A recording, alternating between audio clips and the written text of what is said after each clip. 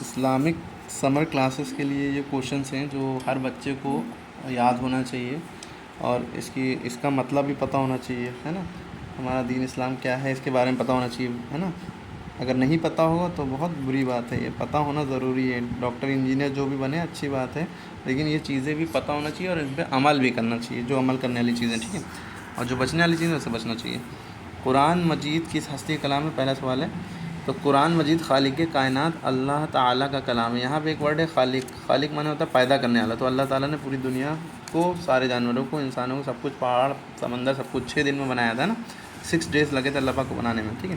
تو اللہ تعالیٰ کا کلام ہے، یعنی کہ اللہ تعالیٰ کی بات چیت ہے، اللہ تعالیٰ کا کلام مطلب ان کی کتاب ہے، ٹھیک ہے، سمجھ میں آ رہی بات۔ اس میں بہت سی ایسی چیزیں بھی ہیں جو اللہ تعالیٰ نے نبیوں سے بات کی، نبیوں نے اللہ سے بات کی، ٹھیک ہے، اور واقعات ہیں، اللہ کی وحدانیت، توحید ہے، اللہ ایک ہے نا، توحید ہے اور رسالت ہے، اور مرنے کے بعد کیا ہوگا، یہ ساری باتیں اس میں ہیں۔ انسان سوچتا ہے کہ مرنا نہیں، تو مرنا سب کو ہے، کل نفس ذائقۃ الموت، ہر جاندان کو موت کا مزہ چکھنا ہے، چاہے جانور ہو چاہے انسان ہو، لیکن ڈیٹ آف برتھ سب کو پتہ ہے، ڈے آف ڈیتھ کسی کو نہیں پتہ ہے، مرنا بھی سب کو ہے نا۔ تو یہ ساری باتیں قرآن میں ہیں کہ مرنے کے بعد بھی کیا ہوگا نا۔ اللہ تعالیٰ نے مٹی سے پیدا کیا، مٹی ملا دیں گے۔ اگلا کوشچن ہے تو یہ اس لیے وہ قرآن جو ہے نبی کی کتاب نہیں ہے، نبی پر نازل ہوا ہے، ہمارے نبی محمد صلی اللہ علیہ وسلم پر، لیکن قرآن کتاب جو ہے اللہ کی ہی ہے۔ اگلا کوشچن ہے قرآن مجید کی تعلیمات کن لوگوں پر فرض ہے؟ تو یہ جان لیں قرآن جو ہے سارا کا سارا ہی تمام انسانوں کے لیے ہدایت ہے، چاہے وہ کوئی بھی دھرم کا ہو، سب کے لیے ہدایت کی کتاب ہے، تو اس کی تعلیمات دنیا کے سارے لوگوں پر فرض ہے، ٹھیک ہے۔ لیکن وہ جو ایمان لے آئیں اس پہ عمل کریں، ہے نا۔ جو ایمان نہیں لا پائے ہیں وہ اللہ کی مصلحت ہے کہ بھئی اللہ تعالیٰ ان کو ہدایت دے، اس کی دعا کرنا چاہیے، ٹھیک ہے۔ ٹھیک ہے، اس کے بعد قرآن مجید کے سب سے پہلے حافظ کا نام بتائیے۔ تو قرآن مجید کے سب سے پہلے حافظ حضرت محمد صلی اللہ علیہ وسلم ہے، صلی اللہ علیہ وسلم۔ جب بھی ہمارے نبی کا نام ہے، جیسے ہم پڑھ رہے ہیں صلی اللہ علیہ وسلم، تو ہر ایک سننے والے پر، مسلمان پر واجب ہے، ضروری ہے کہ ہمارے نبی کا نام دہرائے، ریپیٹ کرے، صلی اللہ علیہ وسلم کہے، اور بہتر ہے کہ درود شریف پڑھے، جو نماز میں پڑھتے ہیں یا کوئی بھی درود شریف پڑھے، ٹھیک ہے۔ نہیں پڑھے گا تو گناہ گار ہو جائے گا، نہیں پڑھے گا تو گناہ گار ہو جائے گا۔ قرآن مجید کتنی مدت میں نازل ہوا؟ قرآن مجید 22 سال 5 مہینے 14 دن میں نازل ہوا۔ اب نازل ہونے کا مطلب کہ ہمارے نبی پر تھوڑی تھوڑی آیتیں اترتی تھیں، فرشتے آتے تھے، جبرائیل علیہ السلام ان کو سکھاتے تھے، ایسے کر کر کے 40 سال کی جب ہمارے نبی کی عمر ہوئی تھی تب انہوں نے ڈکلیئر کیا، تب یہ ان کو نبوت ملی تھی، تب یہ ڈکلیئر ہوا تھا کہ وہ پروفیسی یا پروفٹ ہوڈ میں آ گئے ہیں، یعنی نبی بن گئے ہیں۔ سمجھ میں آ رہی بات، میسنجر آف اللہ، وہ حالانکہ اللہ کو پتہ تھا، لیکن ان کو جو ہے 40 سال کی عمر میں نبوت دی گئی، اور 63 سال کی عمر تک وہ زندہ رہے، یعنی 23 سال میں پوری دنیا میں دین پہنچایا اللہ تعالیٰ نے ان کے ذریعے سے، ہے نا۔ اللہ تعالیٰ نے پہنچایا، اللہ تعالیٰ نے لوگوں کو ہدایت دی، پوری دنیا میں دین پہنچا۔ پھر اس کے بعد نبی صلی اللہ علیہ وسلم کے پاس وحی کون لے کے آتا تھا؟ اب یہاں پہ ایک ورڈ لکھا ہے، یہ وحی، یہ بہت امپورٹنٹ بات ہے۔ وحی کا مطلب کیا ہوتا ہے؟ وحی کا مطلب کیا ہوتا ہے؟ وحی کا مطلب وحی یہ والا وحی نہیں، وحی کا مطلب ہوتا ہے کہ قرآن کا نازل ہونا، قرآن پاک کا اترنا۔ اور یہ کیسے اترتا تھا؟ اللہ تعالیٰ جو ہے بھیجتے تھے جبرائیل علیہ السلام کو، جو کہ لکھا ہے حضرت جبرائیل علیہ السلام، یہ اللہ کے فرشتے ہیں۔ فرشتے کیا ہوتے ہیں؟ یہ نور سے، یعنی لائٹ، روشنی سے بنے ہوئے ہیں، جس میں مٹی کا نہیں ہے، ان کا نہ آگ کا ہے۔ تو یہ ان کے اندر گناہ کی صفت نہیں ہوتی، گناہ کرتے ہی نہیں، گناہ ہوتے ہی نہیں، نہ جانتے ہیں، نہ ان کو کوئی وہ ہے، نفس ہے ان کے بعد، نہ کچھ۔ تو یہ بس ان کو جو حکم دے دیا جاتا ہے وہ کرتے ہیں، فالو کرتے ہیں اللہ پاک کا۔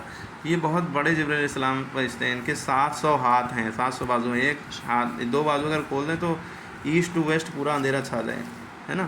تو ان کے ذریعے اللہ تعالیٰ ان کو جو ہے لے کر بھیجتے تھے کہ جاؤ ہمارے نبی کو سکھاؤ جا کے قرآن۔ تو یہ آتے تھے، ان کے اوپر نازل کرتے تھے، نازل کہتے تھے کہ سب سے پہلی آیت اقرأ بسم ربک الذی خلق، خلق الانسان من علق، اقرأ وربک الاکرم الذی علم بالقلم، علم الانسان یعلم، ٹھیک۔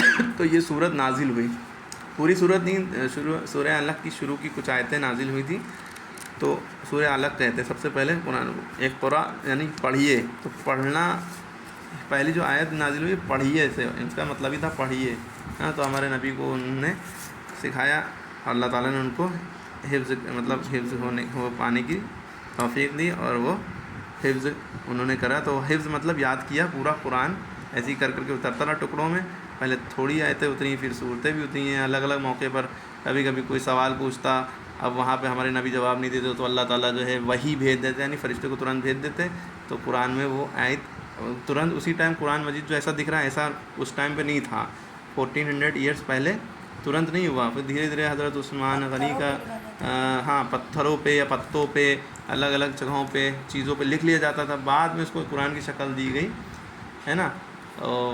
کئی سالوں بعد حضرت عثمان یا حضرت عمر رضی اللہ عنہ کے دور میں، حضرت عمر رضی اللہ عنہ اور سے حضرت عثمان رضی اللہ عنہ کے دور میں پوری اس کو شکل ملی قرآن، ٹھیک ہے۔ تو اس طرح سے قرآن نازل ہوا۔ اس کے بعد قرآن مجید کا سب سے بڑا مفسر، اچھا یہاں پہ جو بات رہ گئی تھی وحی کی بات، تو وحی کا مطلب یہ ہے کہ جب ہمارے نبی جو ہے جب نبی بننے والے تھے، نبوت ملنے والی تھی، تو غار ہیرا ہے، غار مانے ہوتا ہے گفا ٹائپ کے، وہاں پہ جا کے بیٹھتے تھے ہے نا، پیسفلی وہاں پہ جا کے بیٹھتے تھے، شانتی سے۔ تو وہاں پہ 40 سال کی جب ہوئے تو ہمارے جبرائیل علیہ السلام کو اللہ نے بھیجا، ان کے اوپر وہ آئے، ان کو قرآن سکھایا، ٹھیک ہے۔ تو اس طرح سے قرآن نازل ہوتا رہا، ٹھیک ہے۔ تو سب سے پہلی بار غار ہیرا میں نازل ہوا تھا۔ نبی صلی اللہ علیہ وسلم کے پاس وحی کون لے کے آتے تھے؟ حضرت جبرائیل علیہ السلام، ہو گیا۔ قرآن مجید کا سب سے بڑا مفسر بنا۔ اچھا یہ جبرائیل علیہ السلام اللہ کے فرشتے ہیں، اسی طرح اربوں فرشتے ہیں جن کی گنتی نہیں ہے، آسمان میں تو بالش برابر تک جگہ نہیں ہے یہاں پہ فرشتے اللہ کی عبادت نہ کرو، اتنے فرشتے ہیں۔ کچھ فرشتوں کا نام ضرور یاد ہونا چاہیے، جیسے جبرائیل علیہ السلام ہے، ان کا کام یہ تھا کہ میسنجرز تک، یعنی اللہ کے نبیوں تک اللہ کے حکموں کو پہنچانا، ٹھیک ہے۔ 1,24,000 کے قریب نبی آئے ہیں، 1,24,000 اپروکس نبی میسنجر پروفٹس اس دنیا میں آئے ہیں، تو ان تک یہ جبرائیل علیہ السلام میسج پہنچاتے تھے اللہ کا، جو اللہ کہتے تھے یہ لے کر آتے تھے اور نبی کو بتاتے تھے، ٹھیک ہے۔ اور قرآن تو ہمارے نبی پر نازل ہوئی۔ تو جبرائیل علیہ السلام، اسرافیل علیہ السلام جو قیامت کے دن سور پھونکیں گے، جب قیامت آ جائے گی، پرلے آ جائے گی، تو اس دن وہ باجا لیے وہ کھڑے ہیں اپنا سور، جب وہ پھونکیں گے تو پوری دنیا تباہ ہو جائے گی، ہے نا، ان کا ساؤنڈ، اس کی وائبریشن اتنی خطرناک ہوگی، یہ ہوگا، ٹھیک ہے۔ اسرافیل علیہ السلام، اسرائیل علیہ السلام ملک الموت کو کہتے ہیں، وہ موت کے فرشتے ہیں، وہ سب کی روح قبض کر لیتے ہیں نا، ٹھیک ہے۔ اسرائیل علیہ السلام ہو گئے، اسرافیل علیہ السلام، میکائیل علیہ السلام جو بھولے بھٹکوں کو راستہ بتاتے ہیں، یہ سب فرشتے ہیں، ٹھیک ہے۔ اسی طرح جو ہے بھولے بھٹکوں کو راستہ بھولے بھٹکوں کو راستہ بتانا اور بارش برسانا، یہ سب میکائیل علیہ السلام کا کام ہے۔ اس کے علاوہ مالک ہیں فرشتے، جنت کے دوزخ کے دروازے پہ کھڑے ہوتے ہیں، مالک ان کا نام، جنت کے دروازے پہ جو فرشتہ ہے ان کا دروگا، ان کا نام جو ہے رضوان ہے، جنت کے دروازے کے دروگا کا نام رضوان ہے۔ اس طرح ایک ہیں حافظہ فرشتے، وہ کیا کرتے ہیں، لوگوں کو ایکسیڈنٹ وغیرہ سے بچاتے ہیں، ٹھیک ہے۔ یہ سب ڈیوٹی پہ لگے ہوئے ہیں، یہ سب بھگوان نہیں ہیں، ہم لوگ میں اور غیروں میں یہی فرق ہے، ہمیں ہر ایک کو بھگوان نہیں مان لیتے، ہمارا صرف بھگوان ایک ہی ہے، بس یہ سب ان کے فرشتے ہیں جو ڈیوٹی پہ لگے ہوئے ہیں، ٹھیک ہے۔ دکھائی نہیں دیتے، فرشتے ایسے نور سے ہیں کہ ہماری آنکھیں جو ہیں ان کو دیکھ نہیں سکتی، ویزیبلٹی اتنی ہے نہیں، سینسیٹیوٹی اتنی پاور ہے نہیں، ٹھیک ہے۔ تو یہ ہو گیا، نہ جنات کو انسان دیکھ سکتا، لیکن جنات اللہ کی مخلوق ہے۔ تو اس کے بعد قرآن مجید کے سب سے بڑے مفسر، یعنی تفسیر لکھنے والے، مفسر لکھنے والے صحابی کو کہا جاتا ہے حضرت عبداللہ بن عباس رضی اللہ عنہ، جو نبی صلی اللہ علیہ وسلم کے چچا زاد بھائی تھے، کزن تھے ہمارے نبی کے۔ حضرت عبداللہ بن عباس انہیں تفسیر لکھتے تھے، مفسر تھے، یعنی قرآن کو لکھتے تھے۔ نبی صلی اللہ علیہ وسلم پر قرآن مجید کی سب سے پہلے وہی کہاں نازل ہوئی؟ تو یہ شہر مکہ کے قریب ایک پہاڑ کی غار میں، اس کو غار ہیرا کہتے ہیں، یہ ہم بتا رہے تھے، اسی میں فرشتے لے کر آئے۔ قرآن مجید کے سب سے پہلے کاتب کون تھے؟ حضرت خالد بن سعید، کاتب آئی تھنک لکھنے والے کو کہتے ہیں، مفسر تفسیر لکھنے والے کو کہتے ہیں، اور کاتب ہاں اس کو کتابت یعنی لکھنے والے نا۔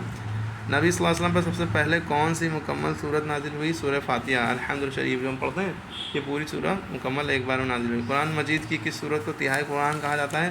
سورہ اخلاص، یعنی قل هو اللہ احد کو، قل هو اللہ احد کو تہائی قرآن کا مطلب 10 پارے، ایک بار پڑھیں گے تو 10 پارے پڑھنے کا ثواب، 2 بار پڑھیں گے تو 20 پارے پڑھنے کا ثواب، اور 3 بار قرآن سورہ قل هو اللہ احد پڑھیں گے پورا قرآن کا ثواب ہے، ٹھیک ہے۔ تو یہ ساری باتیں ہیں، ٹھیک ہے۔ اس میں کچھ غلطی اگر ہوئی اللہ معاف کرے، باقی آپ اپنے عالم حافظ صاحب سے اس کو ڈسکس کریں، پوچھیں ضرور جا کے۔